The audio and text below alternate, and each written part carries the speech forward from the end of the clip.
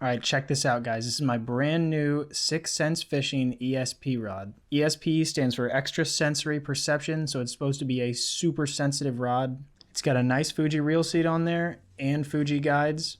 So I wouldn't call these micro guides. They are not exactly that small, but they are still really small guides, which I like. I think they are super slick looking. This one is a 7'7" heavy. I'm gonna use this as my flipping and pitching rod. But the whole reason I got this particular rod, to be completely honest with you guys, was just looks. This thing looks absolutely sick. The rubberized handle on this thing is super comfortable. It's got a really nice looking reel seat and trigger grip. I know a lot of times one of the ways you can tell a nice rod from a cheaper rod is the reel seat. You can tell a lot about a rod by the reel seat. This one looks super clean. The plastic is very well molded, and the tightener for it feels super smooth. It's got the nice Sense Fishing on here. Hook keeper on it is pretty nice. It's in a good spot. I hate rods that have the hook keeper down here. I hate that. It makes no sense. When you grab the rod, you can hook your hand. It's so stupid. But this one is nice. It's up here in a really good spot. It's also a nice looking hook keeper. I love this style where it's got open so you can just slide the hook right under it. This thing is rated for 15 to 25 pound line and lures at 3/8 up to 1 ounce. Up to 1 ounce, that's a little bit low, to be honest with you, for a heavy rod, but that's still, if you're bass fishing, you're usually not going to get more than 1 ounce. The only time you'd really be over 1 ounce is if you were punching, and then you'd probably get an extra heavy rod anyway. So the lure rating on this will probably work for you. All right, check this out, y'all. There's the long view of it. You can see those guides again, how they're pretty small. Not quite micro guides, but still really small guides. All right, let's take a look at the bend on it.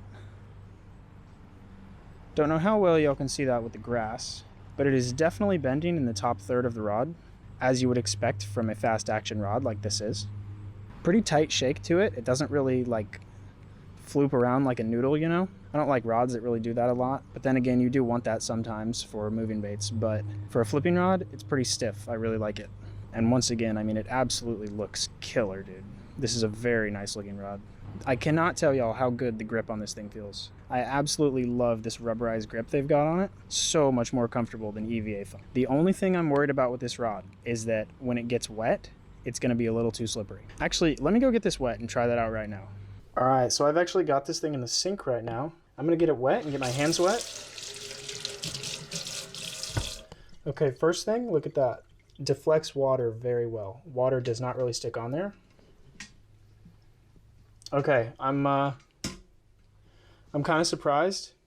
Okay, I am pleasantly surprised, y'all. You can see both my hand and the rod are wet. The grip still feels pretty good. Honestly, this feels less slick than EVA foam. All right, here y'all can see I have paired it up with the Daiwa Tatula CT. Very nice looking combo. Really excited about this. But yeah, that's gonna do it, guys. I'm really excited about this rod. If this video helped you out at all, please consider subscribing. I would really appreciate it. Thanks for watching, y'all.